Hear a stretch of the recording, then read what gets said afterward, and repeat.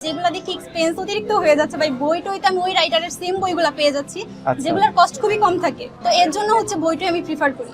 Even হচ্ছে যে কোনো জায়গায় আমি বাসে বসে স্ক্রল করতে করতে পড়ে ফেলতে পারছি। মানে যেখানে বই ক্যারি করা তো খুব টাফ একটা বই ক্যারি করা টাফ, বাট হচ্ছে ইবুক আমি ধরুন ভার্সিটিতে আসতেছি, ফ্রি টাইমটা যাচ্ছে, যেটা ওয়েস্ট যাচ্ছে, সেখানে আমি ফোন স্ক্রল করে বইটা থেকে বই পড়ে ফেলতে পারি। তার মানে যখন তখন যেখানে ইচ্ছে যখন তখন যেখানে ইচ্ছে সেখানে। Even the most thing is price খুবই লো থাকে।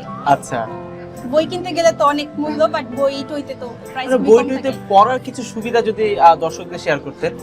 আমার তো মনে হয় পুরোটাই সুবিধা। কোথায় কোথায়? সেম একটা, it's totally like a whole book. The আচ্ছা। থিং ইজ আমি টাচ করতে পারছি না, আর হয়তো আমি বইয়ের ঘ্রাণটা পাচ্ছি না, যেটা মানে আপনারা কাগজের বইয়ে যে কাগজটা গ্রানটা নেই just, পাচ্ছি না but সেটা the same thing, same feeling, একদমই same আসলে writer, তাই। same effort দিচ্ছে।